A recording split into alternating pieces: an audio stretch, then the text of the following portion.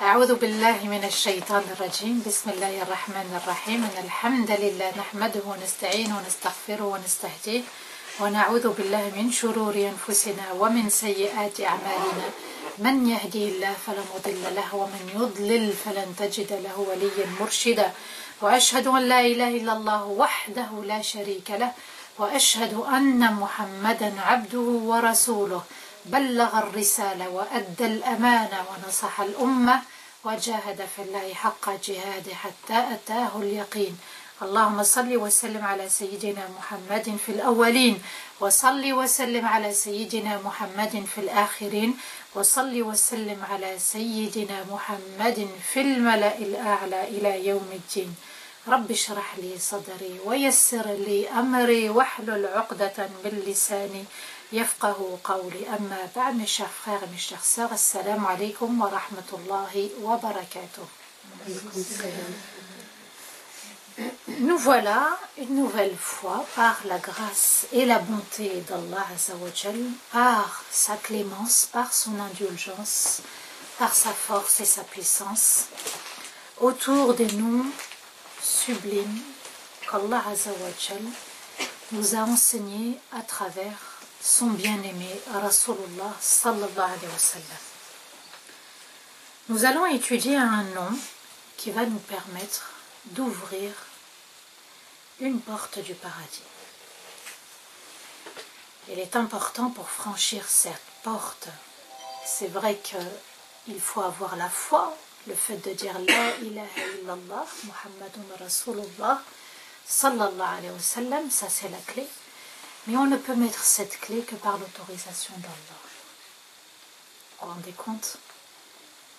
Qui peut être sûr de lui à 100% qu'il va aller au paradis si l'ange de la mort venait à récupérer son âme?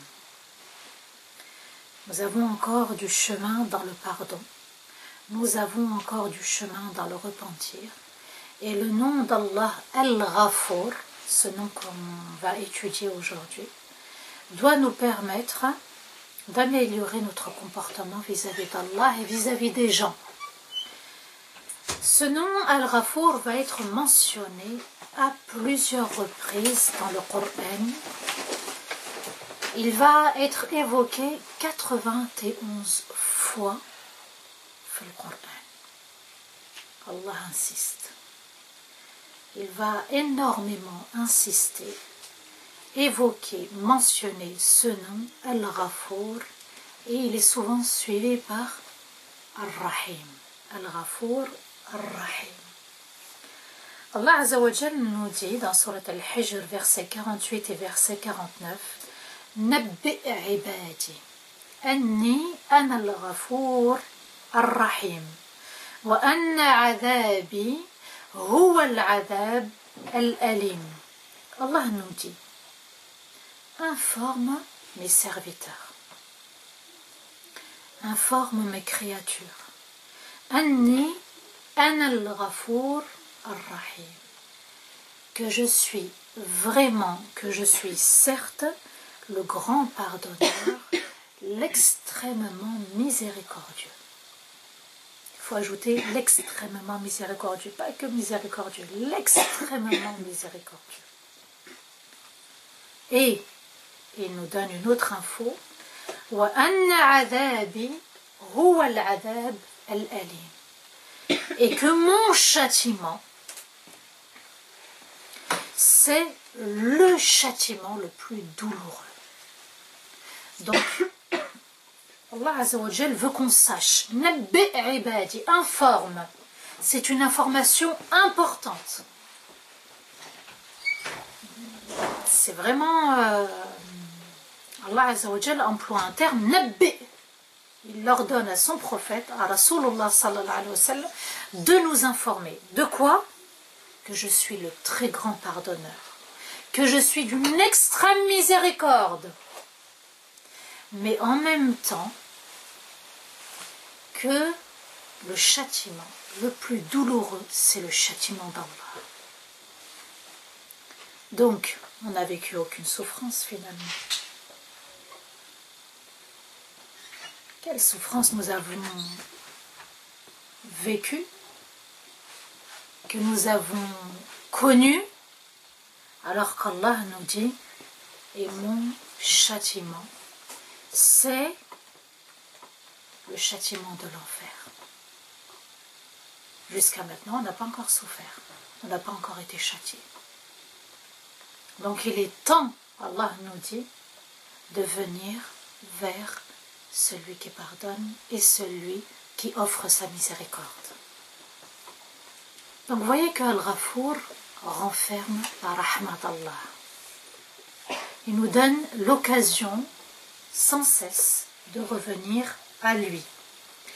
Il est Al-Ghafour, mais il est Ar-Rahim. Pourquoi? Parce que par sa miséricorde, il accepte notre repentir. Et avant d'accepter notre repentir, il nous donne l'opportunité, l'occasion de revenir vers lui. Quand on revient vers Allah, c'est par sa rahma. Ce n'est pas parce qu'on a décidé, certes, mais si Allah n'a pas pardonné. Allah nous dit dans Surat Az-Zumar, verset 53, « Qul ya ibadi » dis à mes serviteurs, « Qul ya ibadi alladhina asrafu ala anfusihim, la taqnatu min rahmatillah, inna Allah yaghfiru dhunuba jami'an, innahu huwal ghafour ar-rahim. » Vous voyez, encore une fois, il y a la rahma d'Allah dans ce verset. Pourquoi Allah dit, dis à mes serviteurs, alladhina asrafu ala anfusihim, qui ont commis des excès par rapport à leur âme. Ils ont commis des torts vis-à-vis de leur âme. Ils ont été injustes envers eux-mêmes. Asrafu, ils ont commis une grande injustice envers eux-mêmes. La taqnatu min rahmatillah. Allah donne un ordre. Ne désespérez pas en la miséricorde d'Allah. Certes, Allah efface toutes sortes de péchés. Inna Allah yaghfiru dhunuba jami'an, c'est-à-dire tous les péchés. Innahu huwa al-ghafour ar-rahim. Certes, il est le très grand pardonneur et il est d'une extrême indulgence, d'une extrême miséricorde. Donc vous voyez, nous sommes les serviteurs d'Allah. Ibadi. Allah, il s'adresse aux serviteurs d'Allah. Et il nous dit, vous pouvez dépasser certaines limites, commettre des torts envers vous-même. Le fait de ne pas purifier son âme, de ne pas corriger ses défauts, de ne pas reconnaître ses torts vis-à-vis des autres. Et il nous dit, malgré ce comportement-là, malgré le fait que vous soyez mes serviteurs, parce que je vous aime, ne désespérez pas en la miséricorde d'Allah. Les savants nous disent que Iblis s'appelle Iblis, ça vient du verbe ablasa, qui veut dire désespérer en la miséricorde d'Allah. Iblis a désespéré en la miséricorde d'Allah. D'accord? Donc il est important de ne pas désespérer de la miséricorde d'Allah. Celui qui désespère commet un grand péché. Inna Allah yaghfiru dhunuba jami'an. Et il nous explique encore une fois. Donc on est ses serviteurs. On peut oublier, se tromper, être injuste envers soi-même, être injuste envers les autres. Qu'il ne faut pas désespérer en la miséricorde d'Allah et que certes Allah efface tous les péchés.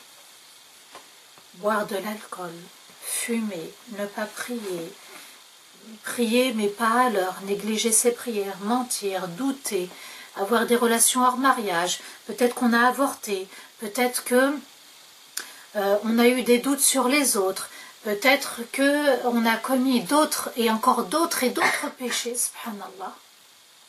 Mais Allah nous dit, et je suis vraiment celui qui pardonne et celui qui offre son extrême bonté, son extrême générosité, son extrême clémence. Il est fort ce verset. En un verset, Allah Azza wa Jal vient d'apaiser nos cœurs. En un verset, Allah vient de nous expliquer sa très grande rahma. Ghafara, nous avons vu certes il y a quelques mois le nom Al-Ghaffar, celui qui pardonne sans cesse, en continu, en permanence. Et aujourd'hui, nous étudions le nom Al-Ghafour. Dans Al-Ghafour et dans Al-Ghaffar et dans Al-Ghafir aussi, il y a un autre nom d'Allah, Al-Ghafir, il y a une racine de 3 lettres qui est Ghafara, qui signifie voiler, couvrir et protéger. Protéger contre quoi? Contre le feu de l'enfer, contre le châtiment douloureux qui est le châtiment d'Allah Azzawajal. Donc, on demande à Allah, par notre pardon, notre repentir, de couvrir nos péchés sur terre, c'est-à-dire que les autres ne sachent pas quels sont nos défauts, quelles sont nos erreurs, quels sont nos petits péchés, voire nos grands péchés. Et aussi, on demande à Allah Azzawajal de couvrir nos péchés dans l'au-delà. Le jour du grand tribunal. Aujourd'hui, vous pouvez aller dans n'importe quel tribunal, vous vous asseyez et vous écoutez l'audience. Et vous écoutez, un tel a volé, un tel a violé, un tel a braqué, un tel a violenté. Vous êtes là face à des accusés. Vous êtes présent. Mais le jour du jugement, subhanallah, tous et toutes, on va comparaître. Ça va être notre audience. On va être convoqué à la grande audience d'Allah Azzawajal. Et ce jour-là, je peux vous assurer qu'on n'aimerait pas qu'on sache tel jour, telle heure, tel mois, telle année, ce qu'on a fait, ce qu'on a dit, ce qu'on a pensé. On n'aimerait même pas qu'il y ait une audience qui nous concerne. Qu'Allah nous dise, votre dossier est vide, votre casier judiciaire, il est vide. Et qu'on n'ait pas à se justifier, qu'on n'ait pas à rendre des comptes. Ce jour-là, il est inéluctable. Il va arriver, c'est sûr et certain. C'est une promesse d'Allah. Mais est-ce qu'on est prêt à comparaître devant Allah? Quand on comparaît dans un tribunal sur terre, la première réaction, c'est prendre le meilleur avocat. Surtout quand il s'agit d'une grosse affaire. Le meilleur avocat. Est-ce que Yawm al-Qiyam, on aura un avocat? Eh oui, on va devoir se défendre soi-même. Donc il est important de préparer son dossier pour pouvoir se présenter devant le grand juge. La formule Astaghfirullah donc signifie quoi? Ya Allah, ne dévoile pas mon péché, ni sur terre, ni dans l'au-delà. Astaghfirullah, c'est dans cet esprit-là qu'on doit invoquer. Et aussi, dans le fait de dire Astaghfirullah, Ya Allah, ne me punis pas de ton terrible châtiment. Astaghfirullah pour une prière qui a manqué de concentration. Astaghfirullah pour une sadaqa qui a manqué de sincérité. Astaghfirullah pour des droits dans la famille qui n'ont pas été respectés. Astaghfirullah, je n'ai pas suffisamment invoqué, j'ai négligé peut-être le dua. Astaghfirullah, je ne fais pas partie de ceux qui évoquent, qui se souviennent constamment d'Allah. Astaghfirullah, je ne fais pas partie aussi de ceux qui demandent régulièrement pardon à Allah. Astaghfirullah pour ma vue. Astaghfirullah pour mon ouïe. Astaghfirullah pour ce que j'ai mangé d'interdit. Astaghfirullah pour mes pas vers l'interdit. Vous voyez, subhanallah, astaghfirullah, je ne suis pas allée à la mosquée au Fajr.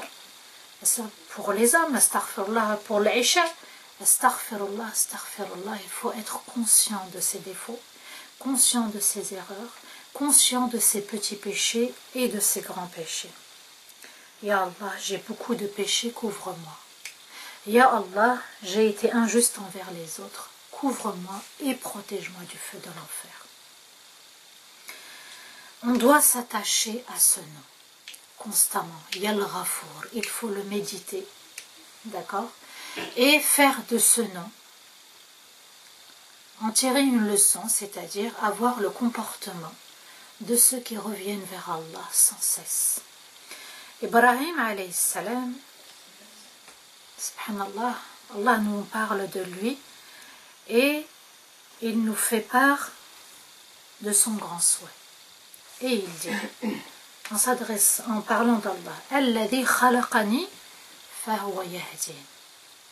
Ibrahim alayhi salam disait, c'est lui qui m'a créé et c'est lui qui me guide constamment.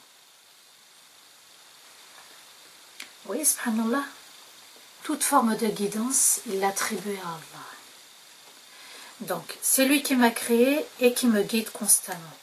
Et c'est lui qui m'offre mon repas, ma nourriture, et c'est lui qui m'offre mon eau, c'est-à-dire la pluie. Et il dit, et lorsque je tombe malade, c'est lui qui m'offre la guérison. Ce n'est pas l'antibiotique ou le paracétamol, pour ne pas citer de marque. Voyez, ce ne sont que des moyens. Parfois ça marche, parfois ça ne marche pas. Voyez, et lorsque je tombe malade, c'est lui qui m'offre la guérison. Les médecins soignent, le médicament va soigner, mais c'est uniquement Allah qui donne la guérison. Et c'est lui qui me donne la mort et c'est lui qui me fait revivre le jour de la résurrection.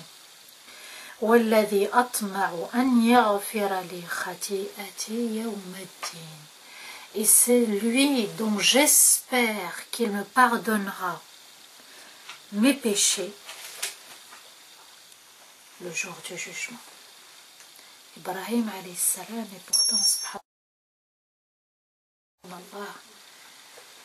Et quel grand prophète qu'on mentionne dans notre prière à la fin dans le tahiyyat. Il est le grand prophète qui a voué son unicité pour Allah. Il n'a jamais dévié. Son amour pour Allah faisait qu'il était toujours dans la crainte d'Allah. Il revenait toujours vers Allah. Et il éprouvait toujours de l'humilité vis-à-vis de son Seigneur. Et malgré cela, ça ne l'a pas empêché de reconnaître ses erreurs. Il se disait, je pouvais pécher. Et j'espère que le jour du jugement, Allah me pardonnera. Donc vous voyez que dans ces paroles, on sent l'unicité d'Allah. Alladhi khalaqani fahuwa yahdin. C'est lui qui m'a créé et c'est uniquement Allah qui me guidera constamment. Walladhi yut'imuni wa yasqin. Et c'est lui qui m'apporte ma subsistance, ma nourriture, et c'est uniquement lui qui m'apporte mon eau. Ce n'est pas que le robinet on tourne et l'eau elle coule, hein, même pour les ablutions, même pour le fait de boire. L'eau vient d'Allah. Vous voyez, les gestes sont tellement répétés qu'on en oublie que cette eau elle vient uniquement d'Allah Azza wa Jal. Et lorsque je tombe malade, c'est uniquement Allah qui m'apporte ma guérison. Et lorsque c'est lui qui me donne la mort, donc on va tous être amenés à quitter ce monde, l'âme elle va repartir vers Allah Azza wa Jal, et c'est lui qui va me faire ressusciter.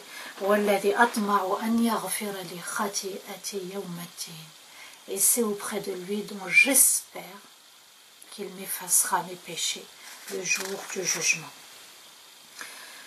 Ibrahim alayhi salam donc nous enseigne qu'on doit invoquer Allah pour nos péchés. Il est prophète, nous ne sommes que des simples serviteurs d'Allah et on doit encore plus demander pardon à Allah et revenir vers lui.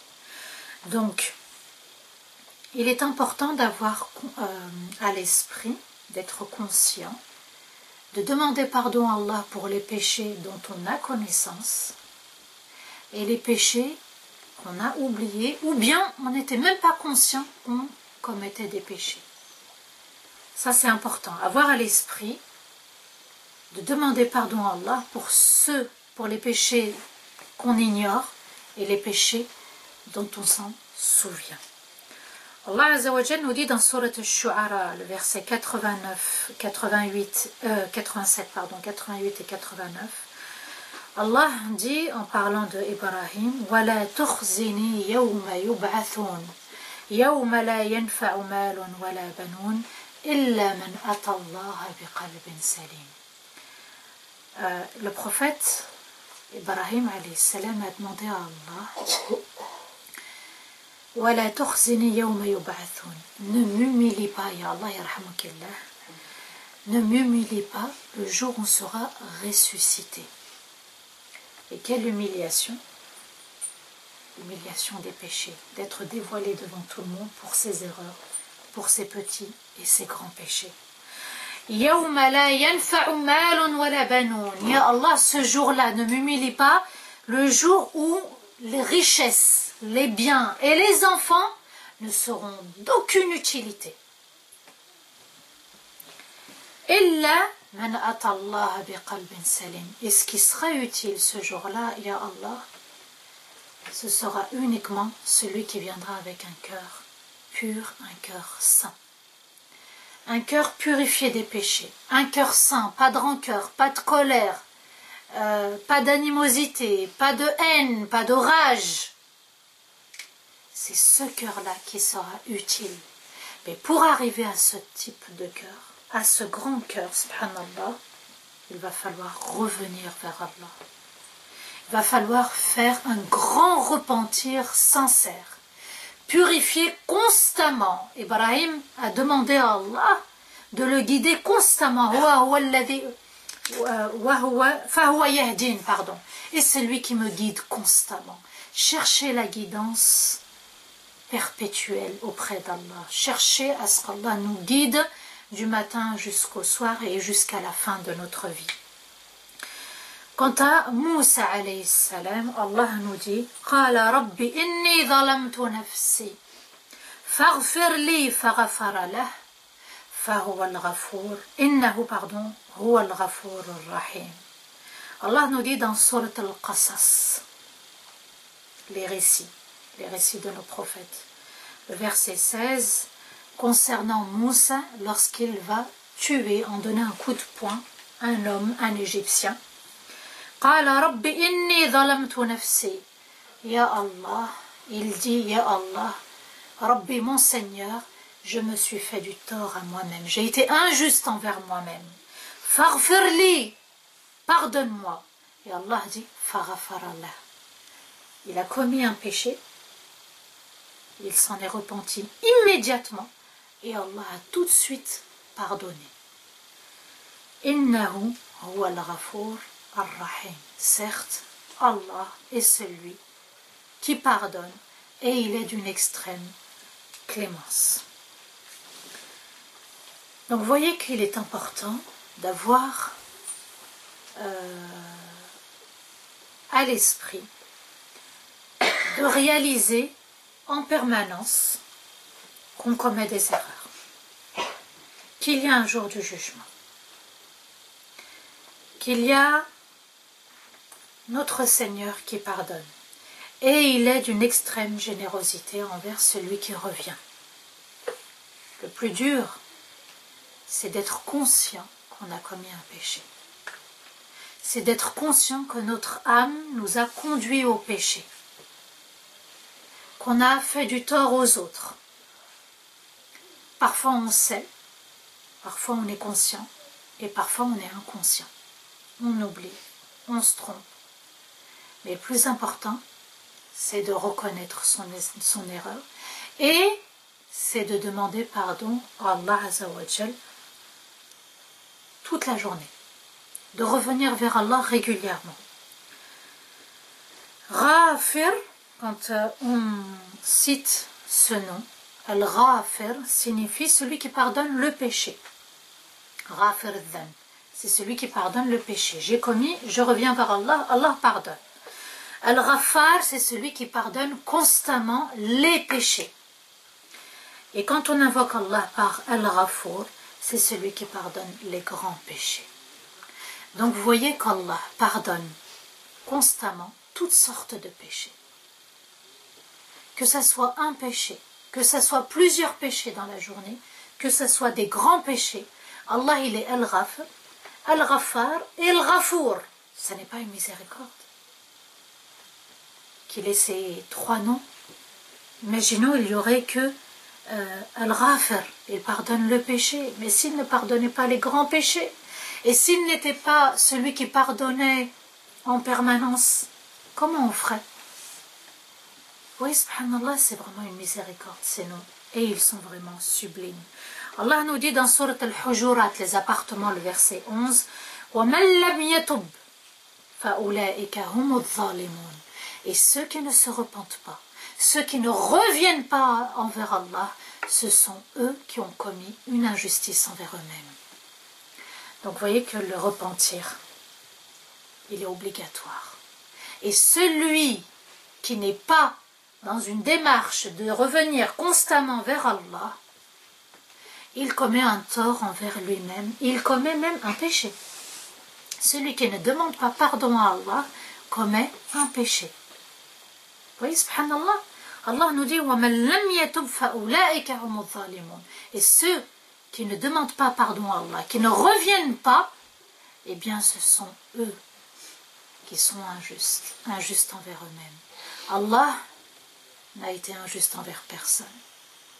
Ce sont nous-mêmes qui sommes injustes envers notre propre personne. Parce qu'Allah, il a des noms. Parce qu'Allah, il nous invite à revenir et à demander pardon. Mais la démarche, elle doit venir aussi de nous. Allah, il nous ouvre la porte. Mais si on n'a pas envie de rentrer, la porte, elle est ouverte, constamment. Mais si on n'a pas envie de rentrer dans la miséricorde d'Allah, on la refuse, eh bien le tort, il est là. On doit s'en prendre qu'à nous-mêmes. Et tout le monde, chaque personne espère le pardon d'Allah. Allah nous parle de repentir sincère. Dans le Coran, dans Surat Al-Tahrim, le verset 8, Allah nous dit « Ya ayyuhalladhina amanu, tubu ila Allah, tawbatan nasuha.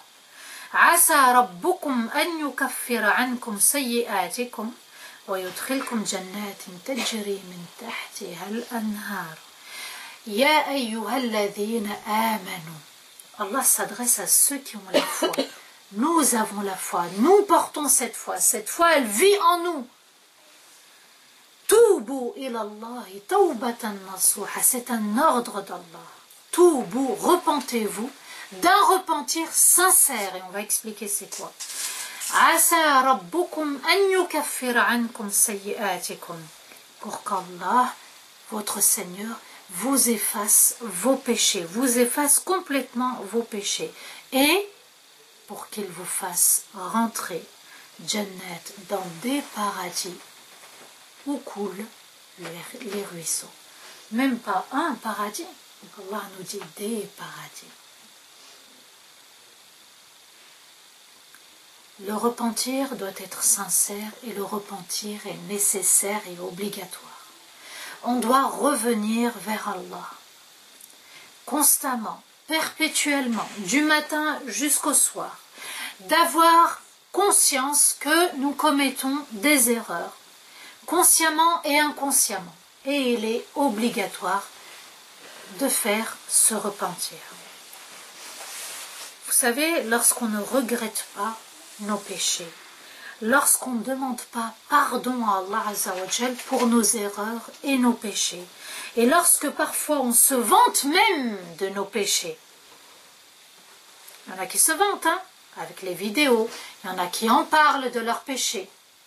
Lorsqu'on dévoile nos péchés aux autres, il y a des conséquences.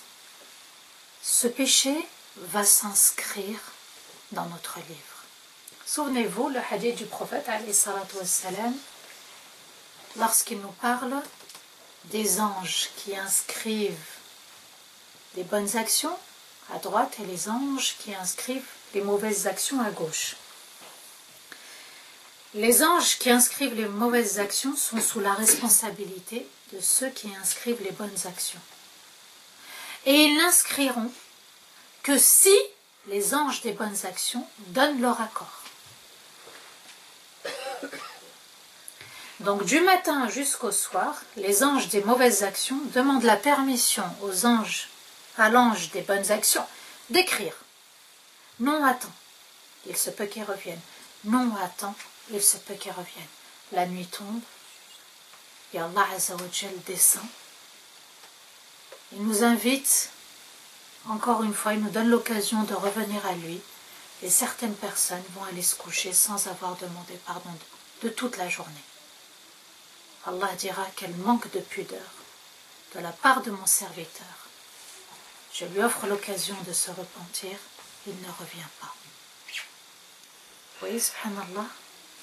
Donc, toute la journée, les anges des mauvaises actions ne peuvent pas encore écrire tant qu'ils n'ont pas eu le feu vert des anges des bonnes actions. Si ça, ce n'est pas encore une rahma pour nous. L'ordre a été donné et décrété par Allah de demander pardon, parce qu'il sait que nous fautons. Il sait que nous commettons des erreurs. Il sait que nous sommes imparfaits et nous avons des défauts. Il est temps, il est l'heure de revenir vers Allah constamment, du matin jusqu'au soir, dès qu'on se lève, entre chaque prière, de faire le bilan par rapport à notre âme, par rapport à notre nafs. Là, j'ai commis une erreur. Là, j'ai parlé de trop. Là, j'ai failli tomber dans l'erreur. Il faut se remettre en question constamment, quand on est en privé, comme quand on est en public. Réviser son intention, revoir ce qu'on a dit, ce qu'on n'a pas dit, etc. Donc vous voyez que le problème, c'est qu'on a encore une chance. Allah nous tend sa main. On ne saisit pas l'occasion. À ce moment-là, le péché va s'inscrire, s'enregistrer dans le livre. Ça n'est pas tout. C'est que le cœur aussi va être entaché. Tache noire, plus tache noire, plus tache noire, plus tache noire. Eh bien, il y a un voile qui va venir s'interposer entre nous et Allah. Voyez, ce voile va arriver, il va nous séparer d'Allah Azza wa Jal, et pourtant on est encore musulmans. Je parle là, le discours, là, on s'adresse aux musulmans, Allah il s'adresse à ses serviteurs pour revenir. Ya ibadi, Allah il parle à ses serviteurs, ça veut dire que nous sommes exposés au péché, nous sommes exposés à l'erreur, nous sommes exposés à l'oubli, nous sommes exposés à l'inconscient et au conscient, commettre des erreurs consciemment et inconsciemment. Mais notre problème dans cette communauté, c'est que peut-être on ne commet pas les grands péchés, pour la plupart. D'accord? Le souci qui se pose, c'est les petits péchés. Je commets un petit péché, je suis conscient, peut-être je suis inconscient. Je commets un autre petit péché, conscient ou inconscient. Je vais tellement en commettre que ça va devenir un grand péché. Et elle est là notre erreur. Parce qu'on méprise les petits péchés. Nous sommes la communauté qui méprisons les petits péchés. On se voile la face vis-à-vis des petits péchés. On n'est peut-être pas dans les grands péchés, dans les grandes erreurs. Mais petite erreur, plus petite erreur, plus petite erreur, ça devient grande erreur. Pourquoi? Parce qu'on n'a pas réalisé. On n'a pas pris conscience et on ne demande pas pardon continuellement auprès d'Allah Azza wa Jal. Persister dans les petits péchés devient un grand péché. Et c'est ça le souci.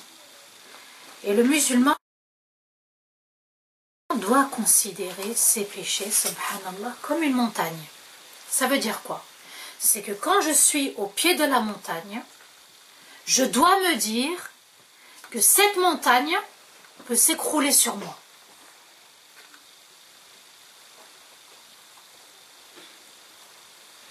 Que tout peut s'arrêter. Que peut-être la porte qui va s'ouvrir à moi dans ma tombe, c'est la porte de l'enfer. On a vu ensemble, quand on enterre quelqu'un, quand on enterre le musulman, le croyant, il va y avoir les anges qui vont poser les questions, les 4 questions. Et ensuite, il y a une créature qui va venir, soit ce sont les bonnes actions, soit ce sont les mauvaises.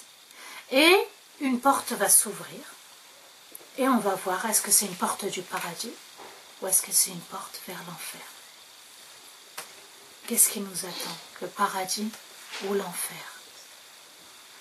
Le bédouin qui était venu voir le prophète, alayhi salatu wassalam, il lui a dit « Mata as-sa'a, ya Rasulallah » quand va venir l'heure? Vous voyez, il se posait la question 1400 ans en arrière. Hein? Il lui a dit « Wa madha a'tadta laha » et qu'as-tu préparé pour cette heure? Qu'as-tu préparé hier? Qu'as-tu préparé aujourd'hui? Qu'est-ce que tu veux préparer pour demain?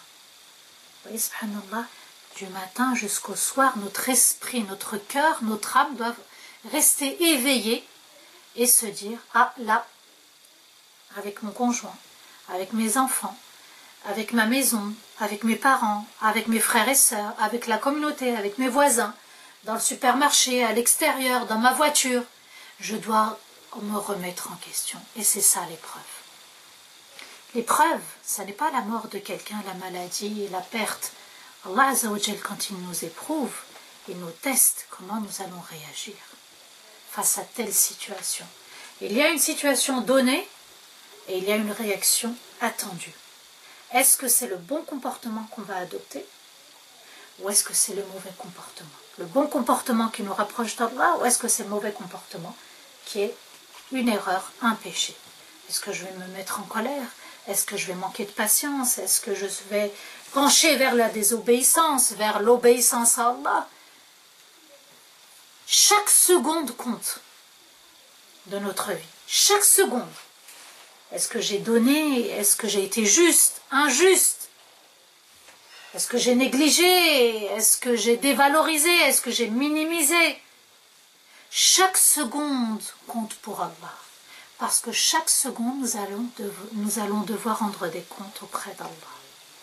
Chaque seconde de notre vie.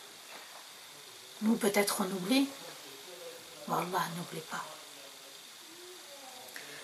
Donc, il est important de se dire, si je ne suis pas conscient que cette montagne peut s'écrouler, parce que cette montagne, ça peut être...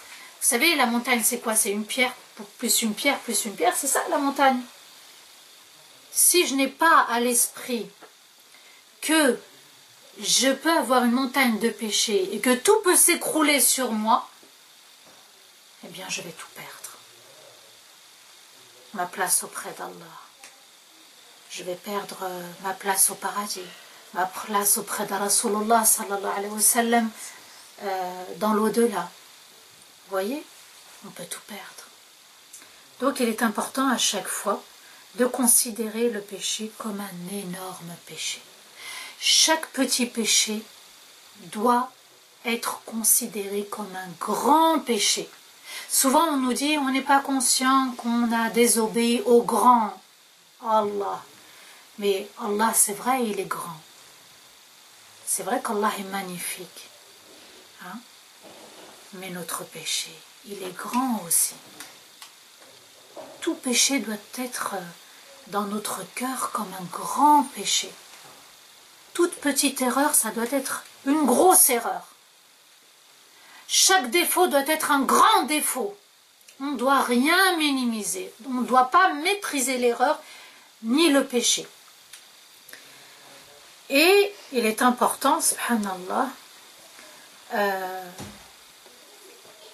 de se dire, chaque péché, sans repentir, c'est un péché qu'on a méprisé, qu'on a minimisé. On se dit, ah tiens, c'est rien. C'est juste ça. Hein? Et puis, il est important de réaliser que ces petits péchés-là peuvent être un voile entre nous et Allah. Alors ça veut dire quoi, un voile entre moi et Allah? Ça veut dire que quand je prie, je ne vais pas éprouver la crainte d'Allah.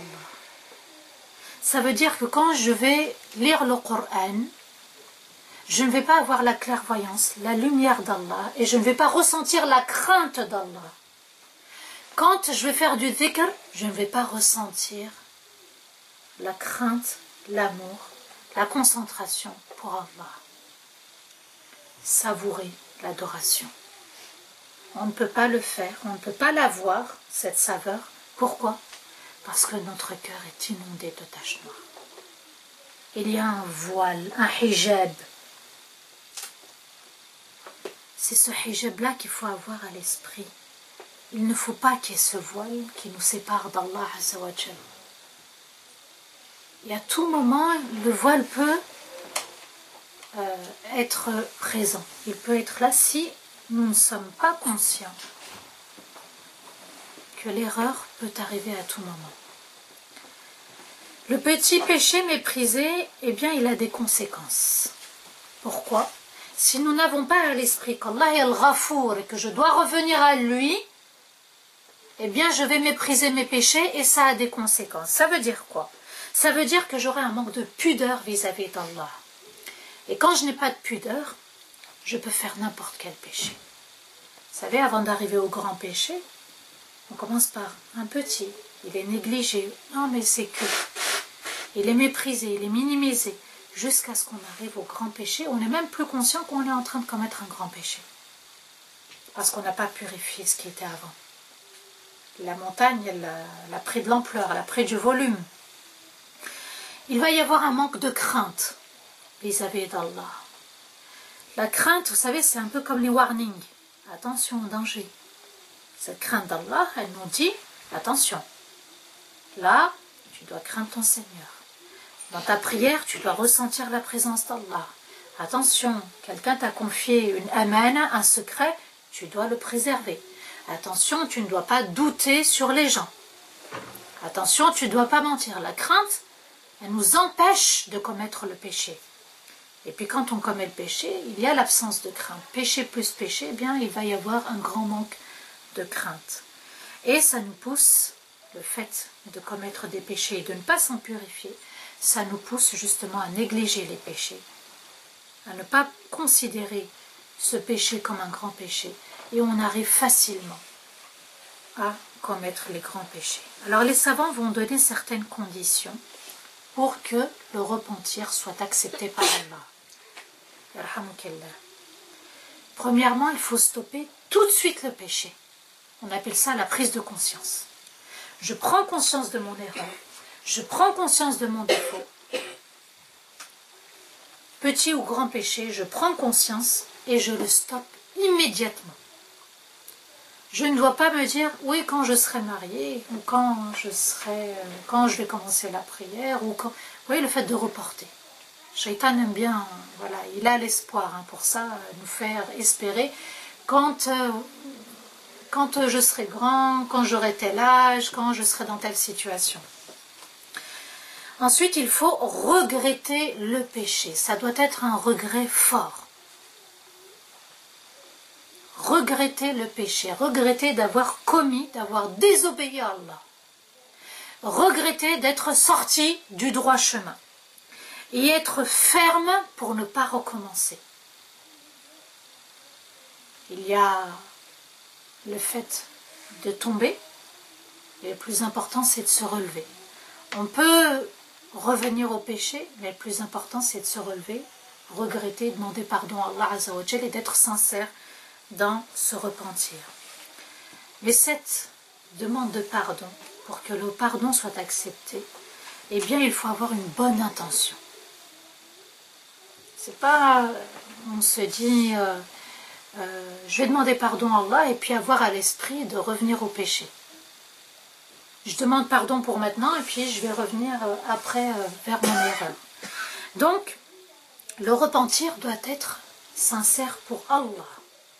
Je me repens sincèrement pour Allah. Pas pour moi, pour me sauver de l'enfer. Pour Allah, pour faire plaisir à Allah. Et il faut prendre conscience aussi des conséquences. La privation des bienfaits d'Allah, du rizq, peut être perdre la santé, perdre un travail, perdre un enfant, tomber dans la désobéissance. Il y a aussi la privation de la science. Allah aussi peut nous enlever la science. On peut ne plus comprendre peut-être le Coran, on peut ne pas comprendre ou ne pas avoir le goût au savoir, on s'éloigne du savoir d'Allah. Les choses vont peut-être se compliquer dans la vie, ça a des conséquences, le péché, subhanallah. Avoir la poitrine lourde, on ne ressent pas l'apaisement dans le cœur, on se sent comme compressé. Il y a des personnes qui vous disent, il y a des moments, je me sens compressé. J'ai l'impression que je n'arrive plus à respirer. C'est aussi la conséquence des péchés. Conséquence des péchés, Allah nous enlève cette sérénité peut-être qu'on avait dans le cœur, sakine, cet apaisement, cette quiétude qu'Allah procure dans le cœur du croyant pour l'apaiser, pour se rapprocher d'Allah Azza wa Jal et pour s'améliorer. Allah peut retirer la baraka. Le baraka, c'est le khair d'Allah, c'est le bien d'Allah qui continue. Et peut-être en commettant un péché, eh bien, il y a un khair qui s'enlève. Un bien qui s'enlève, qui est retiré. Et puis, certains péchés conduisent à d'autres péchés. C'est un virus. Il est important, quand je commets un péché, déjà de ne pas le dévoiler. Parce que je peux inciter les autres indirectement à commettre le péché. Vous avez vu, rien que la télé. La télé, tout ce qu'elle nous montre, eh bien, ça a poussé certaines personnes à tomber dans l'erreur, tomber dans le péché. Beaucoup. Le téléphone, la télé, l'internet, ce sont des moyens faciles pour reproduire le péché. Quand on commet des péchés, on peut faire du mal aux autres. On devient injuste. Et Rasulullah sallallahu alayhi wa sallam nous a dit Adh-dhulm dhulumat. L'injustice, ce sont les ténèbres dans l'au-delà. Dhulumat, c'est l'obscurité dans le feu de l'enfer. Et puis quand on commet du tort envers quelqu'un, bien cette personne, elle peut invoquer Allah contre nous aussi. Da'wat al-mazloum. Le prophète nous a mis en garde contre l'invocation de celui qui a subi une injustice. Son invocation, elle est tout de suite exaucée par Allah. Il n'y a aucun voile entre son invocation et Allah Azza wa Jal. Nos invocations aussi ne seront plus exaucées quand on est dans l'erreur, dans le péché. Alors posons-nous la question, quand Allah n'accepte pas nos invocations, c'est que peut-être il y a eu une erreur, un péché qui n'a pas été réparé. Donc il est important quand on invoque Allah de faire l'istighfar avant aussi. Et puis on tombe dans les différents pièges de Shaitan. Lui, son souhait, son travail, c'est de nous pousser à l'erreur, nous pousser au péché, comme il a poussé Adam alayhi salam et Hawa à manger de l'arbre interdit, l'arbre fruitier. Il leur a juré par Allah que s'ils mangeaient de cet arbre, ils deviendraient des anges et ils seront l'éternel au paradis. Il leur a fait croire l'illusion de Shaitan. Alors, il est important aussi, donc, pour qu'un repentir soit accepté, donc de partir d'une bonne intention, on l'a dit, mais aussi de se précipiter vers le repentir, ne pas tarder. Erreur, repentir. Défaut, péché, égale repentir. Allah Azza wa Jal nous dit dans Surat An-Nisa, les femmes, verset 17, ثُمَّ يَتُوبُونَ مِنْ قَرِيبٍ, c'est-à-dire, et qui se repentent aussitôt. Ils se repentent aussitôt. Tout de suite. Ils ne réfléchissent même pas. Ils se disent, j'ai commis une erreur, je reconnais, je prends conscience, et ensuite, je me réfugie auprès d'Allah pour lui demander pardon. Et à la suite de ce verset, Allah nous dit, فَأُولَٰئِكَ يَتُوبُ اللَّهُ عَلَيْهِمْ.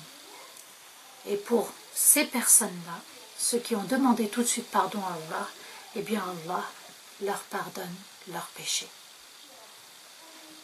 Vous voyez, Allah il promet.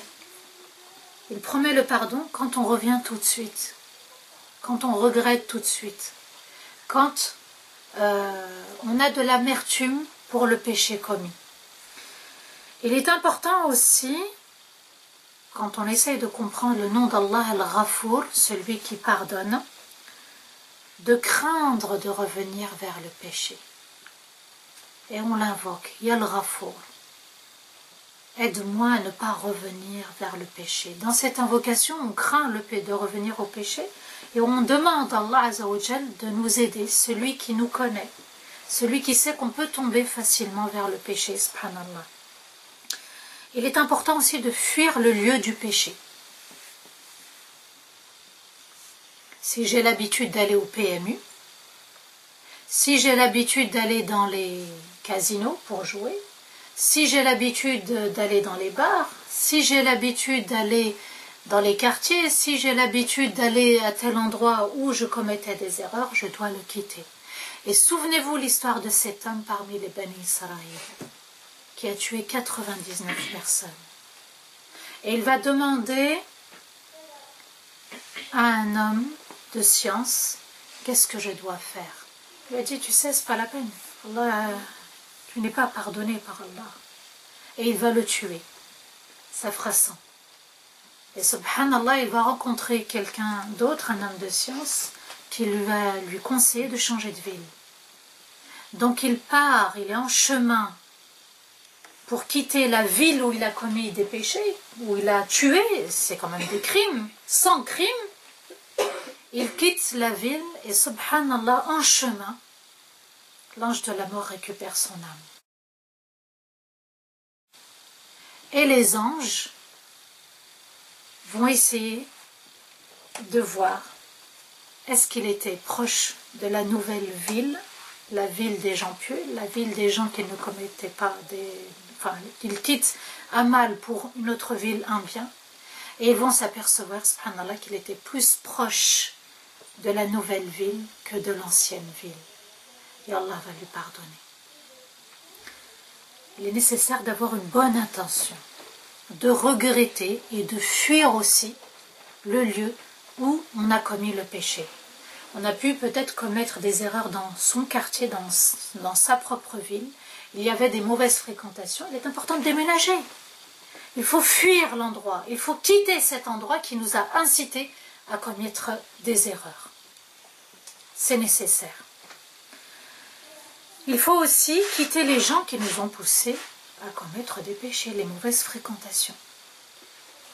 Si on veut vraiment s'éloigner du péché, s'éloigner peut-être des amis qui sont dans la médisance, qui sont dans la critique, des amis qui, eux, négligent leur prière. Du coup, on a du mal peut-être aussi à se lever et à aller prier. Des amis qui sont dans la critique de leur conjoint constamment. Il y a des personnes qui sont de mauvaise influence, il va falloir aussi les quitter, s'éloigner. Il y a des personnes, quand arrive à Ramadan, elles n'ont pas à l'esprit que c'est un mois, il faut jeûner certes, mais il va falloir lire, faire du zikr. Et j'ai parfois des questions, comment on fait? J'ai une amie, elle m'appelait pendant Ramadan, moi je veux me retirer, je veux me ressourcer, je veux œuvrer, je veux m'améliorer, je veux m'élever, qu'est-ce que je fais? Prenez la ferme décision. Pensez à votre tombe, pensez à votre sac de voyage. Expliquez peut-être la chose. Qu'est-ce que tu en penses si toutes les deux on œuvrait? Voilà le programme. Annoncer, préparer un programme, présenter à son amie. Pour qu'elle prenne conscience que vous avez envie d'avancer. Éloignez le téléphone pendant Ramadan des mains. Essayez peut-être d'être plutôt dans le zikr, dans le Coran, avoir le mushaf dans les mains, avoir la sibha, faire des nawafil, invoquer Allah Azza wa Jal. Il est important, subhanallah, de s'écarter, de prendre cette décision. Ce n'est pas évident, mais demander à Allah aussi de nous aider dans ce cheminement. Et il faut aussi matériellement se débarrasser des choses interdites. Est-ce qu'on a volé? Est-ce qu'on n'a pas rendu la chose? On sait qu'on devait rendre mais on n'a pas rendu, etc. Même le matériel. Voilà, il y a des personnes par exemple qui ont emprunté ou qui ont une somme qui n'est pas licite dans leur compte, il faut s'en débarrasser. Les intérêts, il faut s'en débarrasser. On ne donne pas nos intérêts en tant que sadaqa, mais on se débarrasse de quelque chose qui n'est pas pur. Et il va falloir choisir à ce moment-là les amis pieux. Pieux, ceux qui craignent Allah, ceux qui, quand vous les voyez, ils vous rappellent Allah Azza wa Jal. Il y a des personnes, subhanallah, quand on les voit, on a envie de faire salat ala nabi. Quand on les voit, on a envie de lire le Coran, on a envie de faire deux unités, on a envie de sourire, on est bien, on est agréable en leur compagnie. Eh bien, subhanallah, on apprécie la relation avec eux. Pourquoi? Parce que l'intérêt de notre relation, c'est Allah Azza wa Jal, ce qui nous unit. Souvenez-vous le hadith de Rasulullah sallallahu alayhi wa sallam. Il y aura une catégorie de personnes qui va être enviée par les prophètes et les martyrs. Et Rasulullah sallallahu alayhi wa sallam explique aux compagnons, ils seront de lumière, dans un fauteuil de lumière. Hein? Pourquoi? Parce que sur terre, c'était des frères et sœurs en Dieu. Ils se conseillaient pour Dieu.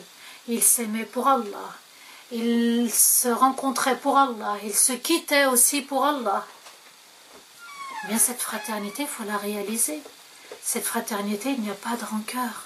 Cette fraternité, elle est là pour le pardon, elle est là pour le souvenir d'Allah, elle est là pour la crainte d'Allah.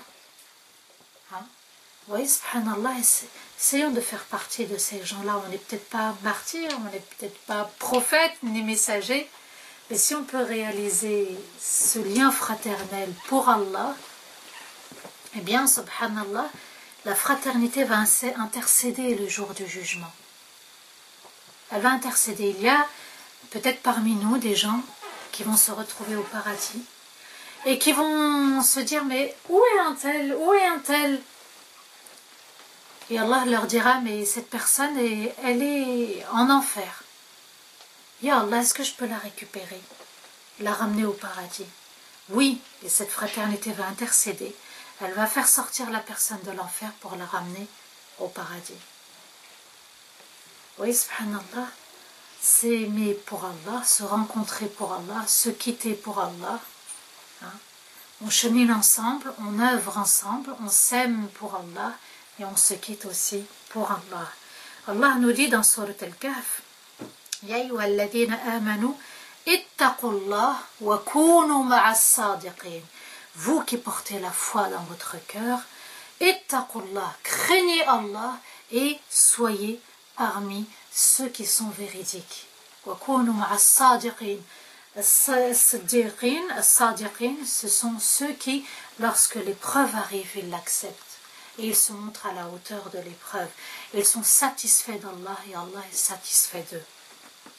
Allah nous dit aussi dans Surat Al-Kahf, وَاصْبِرْ نَفْسَكَ مَعَ الَّذِينَ يَدْعُونَ رَبَّهُمْ بِالْغَدَاةِ وَالْعَشِيِّ يُرِيدُونَ وَجْهَهُ.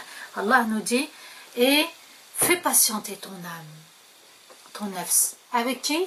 Avec ceux qui invoquent leur Seigneur du matin jusqu'au soir. Yuriduna wajha. Ils n'ont qu'un espoir, ils n'ont qu'un vœu, rencontrer Allah. Vous voyez, subhanallah, cette bonne compagnie, cette compagnie qui craint Allah, cette compagnie qui espère rencontrer Allah. Celui qui espère rencontrer Allah et qui a ce grand souhait, eh bien, on ne peut pas le craindre. Parce qu'il est toujours en connexion avec Allah. Il est toujours en lien avec Allah. Et son cœur n'est pas attaché, vous savez, dans ce sens, il n'est pas attaché au bas monde. Pourquoi? Parce que son cœur et son esprit montent vers Allah Azza wa Jal. La personne raisonnable, nous dit Rasulullah sallallahu alayhi wa sallam, est celle qui corrige son âme, se remet en question et œuvre pour l'au-delà. Quant à la personne faible et sans raison, celle qui a perdu la raison, qui n'a même pas de raison, et celle qui a suivi ses passions et espère aveuglément qu'Allah lui pardonne et lui offre le paradis. Donc vous comprenez que la personne raisonnable, c'est celle qui se remet en question. c'est celle qui se dit je commets des erreurs. Et je peux commettre des erreurs à tout moment. Et il est nécessaire et obligatoire de demander pardon à Allah Azza wa Jal. C'est ça la personne raisonnable qui a pris conscience qu'elle a une âme à purifier. Quant à la personne qui n'a pas de raison, la personne qui est faible, c'est celle qui va suivre ses passions, va suivre son nefs. Il est esclave de son nefs. Et en même temps, il garde espoir en Allah. Il croit que ne pas revenir vers Allah, être aveuglé par son âme, lui donnera le droit d'accéder au paradis, au pardon d'Allah. On ne peut pas accéder à ce paradis si nous n'avons pas été pardonnés par Allah. Et on peut être pardonné à Allah uniquement que si nous avons fait cette démarche d'un repentir sincère et d'un repentir qui est constant. Ibrahim alayhi salam dit Fahuwa yahdin, et c'est lui qui me guide constamment, qui me guide vers le repentir, qui me guide vers l'unicité, qui me guide vers le pardon, qui me guide vers l'invocation, qui me guide vers un cœur pur et un cœur saint. Vous voyez, subhanallah, que la guidance vient uniquement d'Allah. Celui qui faiblit doit revenir vers Al-Ghafour. Celui qui sait qu'il est un être humain imparfait, c'est aussi qu'il doit revenir vers Al-Ghafour, le grand pardonneur. Le plus important des efforts est celui de purifier son âme. C'est ce qu'Allah nous demande. لِيَبْلُوَكُمْ أَيُّكُمْ أَحْسَنُ عَمَلًا. Allah nous éprouve pour voir parmi nous lequel va œuvrer le mieux. Mais pour œuvrer le mieux, il faut faire partie de ceux qui purifient le mieux leur âme aussi. C'est une âme qui doit te conduire à l'obéissance et non à la désobéissance d'Allah. Purifier son âme, c'est aussi comprendre qu'il faut aller vers la science. Pour adorer Allah, il faut le connaître.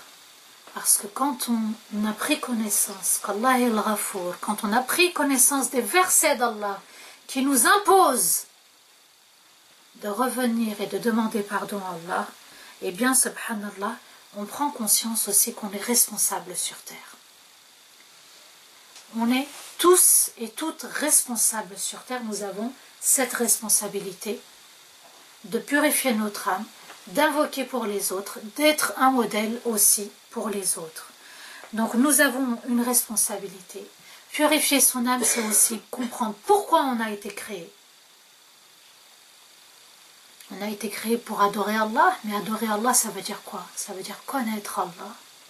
Parce que quand on connaît notre âme, on connaît notre Seigneur, et quand on connaît notre Seigneur, on connaît notre âme aussi. On revient vers Allah, on se purifie parce qu'on cherche à satisfaire Allah Azza wa Jal. Et on comprend aussi, en purifiant notre âme, la sagesse de la mort, la raison de la mort. Allah Azza wa Jal nous a mis sur terre pour l'adorer, pour le connaître, pour se purifier, pour s'élever et pour revenir vers lui et le rencontrer avec un cœur pur, un cœur saint, un cœur lavé de tout péché, lavé de toute tache noire. Revenir vers Allah, c'est éprouver de l'humilité. C'est adorer Allah avec humilité, avec crainte. Allah Azza wa Jal nous dit dans Surat Muhammad sallallahu alayhi wa sallam, le verset 31, certes, nous vous mettrons à l'épreuve. C'est une évidence. Afin de reconnaître ceux d'entre vous qui luttent dans l'effort. Vous voyez le gharbel, le tamis? Allah veut voir ceux qui restent dans le gharbel. Hein? Et ceux qui sortent du gharbel, du tamis. Il y a les déchets qui restent au-dessus et il y a ce qui est pur et purifié qui descend, qui sort du tamis. Afin de reconnaître ceux d'entre vous qui luttent dans l'effort, qui font preuve de patience. La patience dans l'obéissance, la patience dans la désobéissance et la patience face au destin d'Allah, bon ou mauvais. Et nous vous montrerons vos bonnes actions et vos mauvaises actions. Donc, vous voyez que Allah Azza wa Jalla nous met à l'épreuve pour qu'il y ait un effort de notre part. pour ensuite faire preuve de patience, parce que ça n'est pas évident, surtout à l'heure actuelle. Et aussi Allah Azza wa Jal, une fois qu'on aura fait passer ce test, Allah nous montrera nos bonnes actions et nos mauvaises actions. Dans Surat Al-A'raf, verset 138, Allah nous dit وَبَلَوْنَاهُمْ بِالْحَسَنَاتِ وَالسَّيِّئَاتِ لَعَلَّهُمْ يَرْجِعُونَ. Et nous les avons éprouvés par des faveurs et des épreuves très difficiles. Ça peut être les épreuves de l'obéissance comme de la désobéissance, afin qu'ils reviennent de leurs erreurs. لَعَلَّهُمْ يَرْجِعُونَ. Pour qu'ils reviennent de quoi? De leurs erreurs. Qu'ils prennent conscience de leurs erreurs. Vous voyez que le secret de la vie, c'est de rester sur le droit chemin. C'est en ce sens que nous invoquons dans chacune de nos unités de prière Ihdina as-sirata al-mustaqim. Guide-nous vers le droit chemin. Un homme est venu voir le prophète alayhi salatu wassalam pour lui poser une question bien précise. Regardez sa question. Ya Rasulallah, donne-moi un conseil que je ne demanderai à personne d'autre que toi. Qu'à toi, ya Rasulallah, prophète et messager. Et il lui dit, sallallahu alayhi wa sallam, dis, je crois en Allah, ensuite reste sur le droit chemin. Je crois en Allah, qul amantu billah, je crois fermement en Allah, et il lui a dit, et reste sur le droit chemin. Le chemin de l'obéissance, le chemin du bon comportement, le chemin de la satisfaction d'Allah, rechercher la satisfaction d'Allah dans chacune de mes actions, de mes comportements. Il voulait lui dire aussi, applique les ordres d'Allah. Il y a des obligations comme il y a des interdits. Fais preuve de patience et fais aussi des efforts pour purifier ton âme. Celui qui purifie son âme reste sur le droit chemin. Celui qui ne cherche pas à purifier son âme va s'écarter du droit chemin. Et le prophète alayhi salatu wassalam nous dit, celui qui demande constamment et sincèrement pardon à Allah Azza wa Jal, Allah lui offrira une issue à ses difficultés, lui facilitera ses épreuves et le comblera par là où il ne s'y attend pas. L'istighfar doit être régulier, l'istighfar doit être conscient, la demande de pardon, le repentir doit être sincère et il est nécessaire et obligatoire. Le repentir, c'est revenir vers Allah pour avoir désobéi, pour avoir commis des péchés, pour avoir commis des erreurs. C'est aussi réaliser la grandeur du péché. On doit minimiser aucun péché, on doit réduire aucune erreur. Et réaliser aussi qu'on a quitté la protection d'Allah quand on commet le péché. Parce que Rafara veut dire aussi protéger. Et celui qui commet un péché n'est pas sous la protection d'Allah, c'est-à-dire il est exposé au feu de l'enfer. Et celui qui revient, il est protégé du feu de l'enfer. Il est important aussi de regretter avec son cœur. Le regret vient du cœur. La demande de pardon, la formule vient de la langue. Et quitter et fuir le péché, c'est aussi avec le corps. Donc vous voyez, subhanallah, le cœur, la langue et le corps, les trois réunis, lorsque le repentir est sincère, le repentir sera accepté. Mais il faut les trois réunis. On ne peut pas faire un repentir avec la langue sans que le cœur regrette. Et regretter avec le cœur, c'est aussi regretter avec les larmes. Allah nous dit, et ils tombent au sol plein de crainte, en larmes, et cela augmente leur crainte. Souvenez-vous, dans le hadith Qudusi, où Allah Azza wa Jal va mentionner les 7 personnes sous l'ombre d'Allah le jour du jugement, des yeux qui ont laissé couler leurs larmes par la crainte d'Allah. Un repentir sincère, un repentir accepté par Allah, c'est aussi un repentir avec des larmes. C'est un grand regret. Et subhanallah, c'est à ce moment-là qu'Allah nous aide pour ne pas revenir dans l'erreur, dans le péché, dans le mauvais comportement. Parfois on essaye de se corriger mais on n'y arrive pas. Celui qui revient vers Allah, qui a de l'amertume pour ce qu'il a fait, il demande l'aide d'Allah, Allah l'aidera et ne l'abandonnera jamais. Parce qu'il est Al-Ghafour, mais aussi il est Al-Rahim.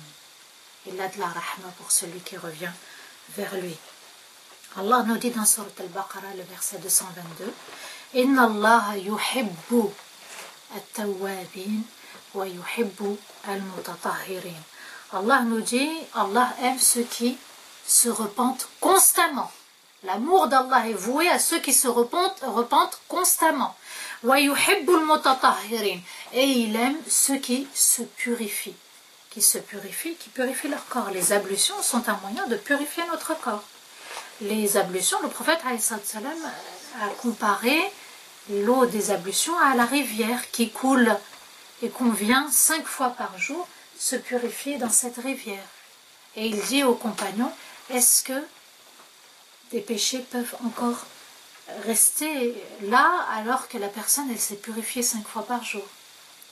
D'avoir à l'esprit que quand on fait nos ablutions, subhanallah, chaque goutte qui tombe, ce sont des péchés aussi en même temps qui tombent. Donc vous voyez qu'Allah nous permet de purifier notre corps, de purifier notre cœur, pour purifier notre âme, et que notre âme monte au ciel, pure et purifiée. Omar radiallahu anhu disait cette noble parole, par Allah, il va jurer par Allah, si tout le monde sera appelé au paradis, et on appellera que sauf une personne ne pourra pas rentrer au paradis, il dit, je serai persuadé que ça sera Omar ibn al-Khattab. Pour lui, il dit, c'est le jour du jugement. On appelle les gens, on appelle tout le monde au paradis. On les appelle au paradis. Et qu'il n'y a qu'une personne qui ne peut pas rentrer au paradis. Je suis convaincu que c'est moi, Omar ibn al-Khattab. Ça signifie quoi? Il se dit, j'ai commis de grands péchés. Allah peut pardonner, c'est vrai, il est très miséricordieux, mais peut-être qu'Allah ne pardonne pas aussi. Et il se dit, il se peut que cette personne, ce soit moi. On appellera les gens au paradis, sauf une personne, et je suis convaincu que ce sera moi. Il est dans le regret, dans le repentir, il se dit, j'ai commis des erreurs. Il se peut qu'Allah ne pardonne pas. On doit avoir l'aile de l'espoir, l'aile de la clémence d'Allah, et aussi il faut avoir l'aile de la crainte qu'Allah ne nous pardonne pas. Parce que personne ne sait à 100% si Allah nous a pardonné ou pas. Jusqu'au dernier souffle, on ne sait rien, jusqu'à ce qu'on nous apporte la bonne nouvelle, le linceul blanc ou le linceul noir. Les anges vont descendre, soit ils vont apporter un linceul blanc avec du musc, soit ils vont apporter un linceul noir. Mais avant, personne ne sait si Allah a accepté ou non. Donc lui, il se dit Omar, et pourtant c'était Omar, radiallahu anhu. Et pourtant il a fait un grand repentir, et pourtant il va être le deuxième calife de l'islam. Et pourtant, ça sera grâce à Omar, même le prophète va demander à Allah, Ya Allah, guide l'un des deux Omar. Et Allah va choisir Omar ibn al-Khattab, et l'islam va voir le grand jour. Parce que l'islam était caché, on adorait Dieu, on adorait Allah secrètement. Et subhanallah, Omar va être une rahma. Et il dit, il se peut que ce soit moi qu'on ne va pas appeler ce jour-là, en raison de mes erreurs, de mes péchés. Si Omar est dans cet esprit, que dire de nous? Que dire de notre époque? Que dire de mon état? Omar avait vu la grandeur de son péché, mais il avait vu aussi la grandeur d'Allah. On ne doit pas se dire uniquement j'ai désobéi à Allah le grand, mais j'ai commis aussi de grands péchés. Même s'il est petit, je dois le considérer comme un grand péché. Le repentir fait partie de l'obéissance à Allah. Demander pardon à Allah, c'est comme si on faisait sadaqa, zakat, c'est comme si on jeûnait, c'est comme si on faisait le hajj, c'est comme si on faisait salat. C'est important, c'est nécessaire et obligatoire. Demandez à Allah Azza wa Jal, pardon à Allah. Certaines personnes vont demander pardon à Allah pour qu'Allah ne dévoile pas leur erreur, leur péché devant les autres. Mais il y a aussi un autre secret au repentir, lié au repentir, le secret de l'Ghafour et le secret de Rahim. C'est qu'Allah Azza wa Jal voile les péchés de la personne. C'est qu'Allah pardonne à cette personne pour qu'elle puisse rester élevée auprès d'Allah. Il y a ceux qui vont rechercher à être protégés du regard des autres, mais il y en a qui vont chercher le regard d'Allah. Qu'on ne fasse pas partie de ceux qui l'ont désobéi, qu'on ne soit pas rétrogradé, qu'on ait une place importante auprès d'Allah, une place importante auprès de Rasulullah sallallahu alayhi wa sallam. Satisfaire Allah Azza wa Jal dans le fait d'être sincère, le fait d'accomplir les bonnes œuvres, d'avoir un bon comportement, mais même dans notre repentir, nous devons chercher à plaire à Allah Azza wa Jal. Ibrahim alayhi salam dit wala tukhzini yawma yub'athun. Ne m'humilie pas ce jour-là, parce que revenir auprès d'Allah, rendre des comptes, ça commence à être pesant. L'humiliation va être là. Avoir désobéir à Allah, c'est ressentir l'humiliation.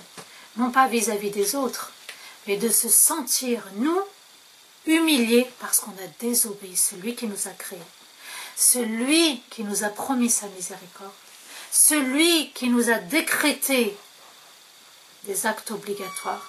Nous devons nous dire, je dois satisfaire mon Seigneur, lui faire plaisir.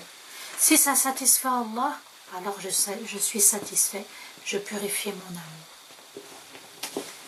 Il est Al-Ghafour, mais il est vraiment Ar-Rahim. C'est lui qui accueille notre pardon, notre repentir. Et sa porte est constamment ouverte, jour et nuit. Vous vous rendez compte, Rasulullah sallallahu alayhi wa sallam nous dit, le dernier tiers, Allah descend. On ne cherche pas à savoir comment... C'est pas ça le plus important, c'est-à-dire qu'Allah se rapproche de ses créatures pour leur donner une belle occasion de revenir à Allah. Le plus beau des repentirs aussi, c'est en soujoud, se prosterner, éprouver l'humilité, éprouver la crainte, éprouver le regret. Si on peut faire ça dans la nuit, si on peut faire ça à l'abri des oreilles, des regards, être seul dans une pièce pour que la sincérité s'y prête et demander pardon à Allah Azza wa Jal pour nos erreurs passées, pour celles dont on a pris conscience, pour celles dont on ignore, et demander pardon aussi à ceux qui nous ont précédés, parmi les personnes qui sont décédées, de demander pardon à Allah pour nos parents, pour nos frères et sœurs, pour toute la communauté, et de se dire, personne ne peut s'en sortir, personne ne peut parvenir à ce paradis sans la rahma d'Allah Azza wa Jal. Wa astaghfirullah li wa lakum. اللهم أهل علينا شهر رمضان بالأمن والإيمان والسلامة والإسلام والتوفيق لما تحب وترضى يا ذا الجلال والإكرام. اللهم أعنا فيه على الصيام والقيام.